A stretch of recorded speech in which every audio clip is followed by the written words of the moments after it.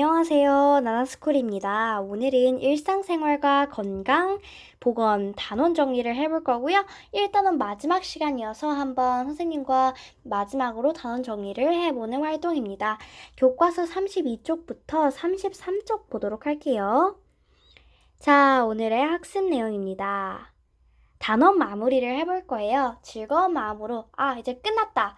한 번 더 복습하면서 다시 한번 집중해 봐야지 라는 생각으로 한번 해줬으면 좋겠어요. 자, 먼저 교과서 32쪽부터 33쪽 볼게요. 자, 오늘은 대짚어보기 시간이에요. 일상생활과 건강 마지막 시간인데요. 우리는 총 5개의 수업으로 이루어진 일상생활과 건강이라는 단어를 공부했어요. 첫 번째, 건강의 이해. 두 번째, 건강검사. 세 번째, 비만과 건강. 네 번째, 건강한 치아. 다섯 번째, 올바른 손 씻기였는데요. 지금부터 이렇게 5개의 단원을 복습해 보도록 하겠습니다. 첫 번째 단원, 건강의 이해였어요. 자, 우리는 건강한 사람의 특징과 건강에 영향을 주는 요인을 다시 한번 복습해 볼 건데요. 왜 복습할까요? 맞아요. 중요한 내용들만 콕콕 집어서 짧게 복습해보는 활동이에요. 선생님 저 다 배웠어요. 이제 안 해도 되지 않아요? 이런 생각은 하지 마시고요. 다시 한번 복습한다는 마음으로 해보도록 합시다. 자, 첫 번째, 건강한 사람의 특징을 알아보도록 하겠습니다. 신체적 건강, 정신적 건강, 사회적 건강 이렇게 3가지의 방법으로 다 건강한 사람을 우린 건강한 사람이라고 했어요. 몸이 튼튼하고 힘만 센 그런 사람이 건강한 게 아니라 정신적, 사회적, 신체적 건강 모두 가지고 있는 사람이 건강한 사람이라고 했는데요. 그러면 신체적 건강을 가지고 있는 사람의 특징을 보겠습니다. 먼저 신체적 건강은요, 몸의 질병, 상처 등이 없을 뿐만이 아니라 체력이 정상의 상태를 얘기해요. 체력이 정상의 상태는 무엇을 말하냐? 체력이 막 한 10분 걸었는데 힘들어 하고 그런 사람들 그런 체력 저하거든요. 체력이 더 높아야 되는 거고요. 너무 체력이 많아도 뭐 그렇게 나쁘진 않지만 그렇다고 그렇게 딱히 좋진 않아요. 자, 그러면 신체적 건강이 뭔지는 알았죠? 몸에 질병, 상처 등이 없으며 체력이 정상인 상태. 꼭 기억해 두세요. 그럼 정신적 건강 보도록 하겠습니다. 정신적 건강은 어떤 사람을 말하는 거냐면요. 건전한 생각을 하며 자신의 감정을 잘 표현하고 스트레스를 이겨내는 상태.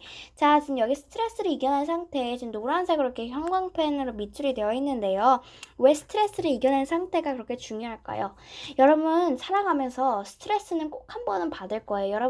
여러분이 눈치를 못 채도 여러분은 아마 지금도 여러 번 스트레스를 받은 적이 있었을 거예요. 그때마다 그 스트레스를 하면서 화내지 않고 괜찮아 하면서 화를 이제 좀 다스리는 그런 정신적 건강이 그런 거고요. 건전한 생각을 해야 돼요. 건전한 생각이 뭐냐면 건강한 생각을 해야 된다는 거예요. 그게 무슨 얘기냐면요. 이상한 생각을 하지 않는 거죠. 여러분이 알맞은 그 상황에 알맞은 생각을 하는 거고요. 자신의 감정을 잘 표현해야 돼요. 아까 나 쟤한테 화났었는데 미안하다고 해야지 하면서 못하는 거는 자신의 감정을 잘 표현하는 게 아니고 어떤 사람이 너한테 나쁜 말을 했어요. 그럴 때 쟤 정말 짜증난다. 마음속은 이렇게 생각하면서 그걸 표현하지 못하면 여러분의 스트레스는 이미 쌓여가는 거예요. 자신의 감정을 필요할 때는 꼭 표현해야 할 때도 있어요. 이렇게 표현하는 것도 중요하지만 가끔은 다스리는 것도 중요하다라는 거 꼭 기억해 주세요. 그럼 사회적 건강 보겠습니다. 다른 사람과 잘 어울리며 배려할 줄 알고 필요시 주변 사람들에게 도움을 요청할 수 있는 상태. 자, 다른 사람과 잘 어울리며 배려할 줄 아는 거. 이거는 사회성이에요. 여러분이 친구들이랑 너도 가져 한번. 내가 지금 사탕 먹었는데 너도 사탕 줄게. 이런 식으로 배려하는 게 있고요. 얘 다른 사람 잘 어울리지 못하고 쉬는 시간에도 혼자 집 가도 혼자 친구랑 놀지도 않고 그런 사람은 사회적 건강이 안 되어 있는 사람이에요. 사회적 건강하지 않는 거예요.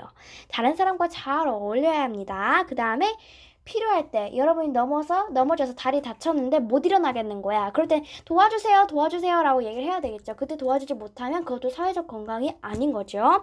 그러니까 이제 3개의 신체적, 정신적, 사회적 건강을 알아봤는데요. 꼭꼭 머릿속으로 기억해 주세요. 우리는 건강에 의해서 건강한 사람의 특징만 알아본 게 아니라 건강에 영향을 주는 요인도 알아봤어요. 어떤 요인이 있었죠?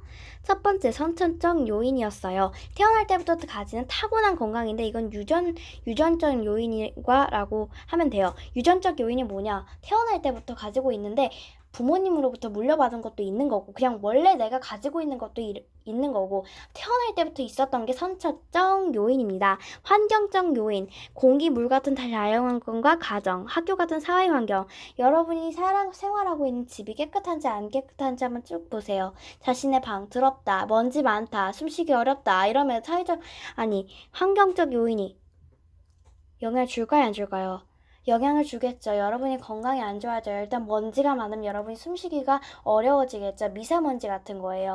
그렇기 때문에 여러분이 그럴 때 마스크를 쓰고 집에서 생활할 수도 없는 상황이고 그러니까 좀 더 청결하게 여러분의 방 그리고 생활을 유지해야 되겠죠.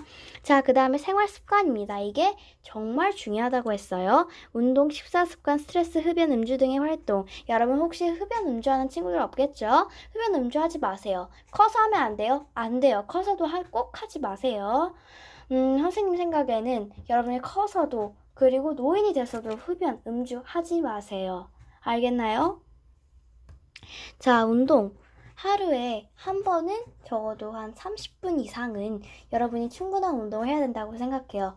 그렇다고 해서 그냥 제자리에서 퐁퐁 뛰기, 킥보드 타기 이런 거는 운동이라고 할 수 없고요. 킥보드 타기, 오래 타고 빨리 타고 여러분이 땀이 뻘뻘 난다. 그럼 킥보드 타기 운동 된 거예요. 그러나 뭐 살랑살랑 바람이 산들바람 불면서 이렇게 운동하는 거는 운동이 아닙니다. 여러분 땀을 뻘뻘 흘릴 정도로 운동하는 것이 진짜 운동입니다. 자, 생활습관 여러분 잘 기르시고요. 그 다음에 보건정책과 사회보장제도, 국가가 국민의 건강을 위해 만든 정책이나 제도를 말하는 건데요. 이거는 여러분이 신경 쓸 건 없고요. 하지만 커서 여러분이 좀 더 크면 알게 될 거예요. 건강검사 보겠습니다. 질병 예방 방법 5가지가 있는데요. 한번 크게 읽어보겠습니다. 시작! 정기적인 건강검사, 보건교육, 안전한 생활, 손 씻기, 긍정적인 생각. 이건 다 알고 있을 거예요. 여러분 정기적인 건강검진 하죠? 정기적으로 하셔야 돼요. 적어도 1년에 2번은 하셔야 되고요. 보건교육. 여러분이 학교에서 선생님한테 이렇게 보건교육 받은 적 많죠? 그런 것이고요. 안전한 생활. 여러분이 안전하지 않게 막 엄청나게 위험하게 생활하면 그거는 질병 예방 방법이 아니고요. 손 씻기. 하루에 적어도 5번은 손을 씻어야 되겠고요. 긍정적인 생각. 어떤 친구는 너무 더워서 목이 말랐어요. 근데 물이 딱 반컵 담겨져 있었어요. 부정적인 생각을 하는 친구들은 물이 반밖에 없잖아. 이렇게 얘기했지만 긍정적인 생각을 한 친구는 물이 반이나 있네 라고 생각을 해요. 그런 것처럼 여러분 긍정적인 생각을 가지셔야 합니다. 비만과 건강 보겠습니다. 자, 여러분 비만의 원인이 뭐라고 했지요? 유전, 운동 부족, 잘못된 식사 습관, 심리적 요인인데요. 유전, 이거는 별로 상관이 없어요. 여러분 엄마, 아빠로부터 받아온 유전이에요. 엄마, 아빠가 아니더라도 다른 가족부터로 올 수 있는 유전이기도 해요. 운동 부족, 너무 운동을 안 하는 거예요. 그거고요. 잘못된 식사 습관, 여러분 막 매일 치킨 먹고 1인 3끼 다 피자 이런 거 빵 같은 거 먹고 그러면 안 되고요. 밥도 꼼꼼히 챙겨 먹으시고요. 적당한 운동도 하시고요. 그 다음에 여러분 생각이 심리적 요인도 굉장히 많은 비만의 원인에 포함이 되어 있습니다. 심리적 요인 여러분이 누가 나보고 살찌다고 했어 하면 기분 좋아요, 안 좋아요? 안 좋겠죠? 그런 것처럼 여러분 심리적 요인 좀 더 긍정적인 생각을 하면서 살아가면 좋습니다. 비만 예방 방법 보겠습니다. 올바른 식사 습관, 조금씩 천천히 꼭꼭 씹어 먹겠습니다. 밤늦게 음식 먹지 마세요. 특히 야식 먹는 친구들 지금 끊으시고요. 다른 일을 하면서 음식 먹지 않기, 막 컴퓨터 게임 하면서 음식 먹지 마시고요. 기름지고 단 음식은 조금만 먹기. 하루에 한 번 먹어도 돼요. 하지만 매일 3번 다 그거 먹으면 안 되겠죠? 음식은 다른 사람과 함께 먹으세요. 여러분 혼자 막 먹지 말고요. 가족들과 함께 대화도 하면서 한번 드셨으면 좋겠습니다. 자, 그 다음에 올바른 운동 습관입니다. 컴퓨터 게임 대신 밖에 나가서 좀 놀아보시고요. 엘리베이터 대신 계단을 좀 이용해보세요. 선생님, 저 집이 30층이에요. 그럼 좀 엘리베이터 타도 되지만 5층까지 내려서 5층부터는 걸어 내려가도 좋겠죠? 자, 그러면 먹는 대신 지방 청소나 방 정리하기. 계속 먹는 대신에 집안 청소도 해보고 들어온 내 방도 좀 청소도 해보고 방도 한번 정리해보고 이러면 좋겠죠? 가까운 곳은 버스 타기보다는 걷기. 학교 가는데 차 타고 가지 마시고요. 너무 집이 멀다 학교가 1km 뒤에 있다. 그러면 뭐 괜찮지만 뭐 집이 바로 학교가 보여. 그럴 때는 버스 타지 말고 걸어가세요. 자, 텔레비전 볼 때 리모컨 사용하지 않고 직접 채널 돌리기. 이거는 여러분 선택 활동입니다. 자, 그럼 건강한 치아로 바로 넘어가겠습니다. 치아 후식증이 생기는 4단계 볼게요. 1단계 범랑질이 썩는 단계. 자, 이거 잘 기억 안 나는 친구는 그림 보세요. 어디? 우리 정말 건강한 치아 이렇게 배웠었죠? 그 건강한 치아 그쪽 다시 돌아가서 보시면 되고요. 2단계 상아질이 썩는 단계. 그럼 여러분이 이빨이 살짝 시리기 시작할 거예요. 3단계 신경 조직까지 썩은 단계. 이건 여러분 이빨이 좀 많이 아플 거예요. 4단계 뼛속에 고름이 고인 단계. 이건 아파서 여러분 씹지도 못할 거예요. 음식도 못 먹고요. 자, 일단 여러분이 1단계 때 썩은 걸 알았어. 가시는 게 좋고요. 2단계 어떻게 할까요? 무조건 가세요. 그럼 올바른 치아 관리 방법 보겠습니다. 치아에 좋은 음식을 섭취하세요. 그건 여러분이 따로 알아보면 좋고요. 그러니까 치아에 좋은 음식을 섭취 안 해도 치아에 나쁜 음식을 섭취 안 하는 게 중요합니다. 알겠죠? 올바른 칫솔질 하셔야 돼요. 그럼 칫솔질 방법 다시 한번 치아 배웠던 데에 돌아가서 보시면 좋고요. 정기적인 치과 검사 6개월마다 치과 검진 받고 계시죠? 치과 검진 꾸준히 받으세요. 그러면 마지막으로 올바른 손 씻기 보도록 하겠습니다. 올바른 손 씻기 방법 여기 그림 다시 한번 보고 여러분 잘 체크하는 시간 되길 바래요. 영상을 멈추고 그림 한번 체크해 볼게요. 시작해주세요. 시작. 다 해봤죠? 그러면 정리 퀴즈를 해볼 거예요. 배운 내용을 바탕으로 정리 퀴즈를 해봅시다. 자, 다음 중 알맞은 번호를 구하세요. 질병 예방 방법의 올바른 이해 중 아닌 것을 구하는 겁니다. 자, 1번 보건교육, 2번 자전거 타기, 3번 손 씻기. 아닌 것은 무엇일까요? 하나, 둘, 셋.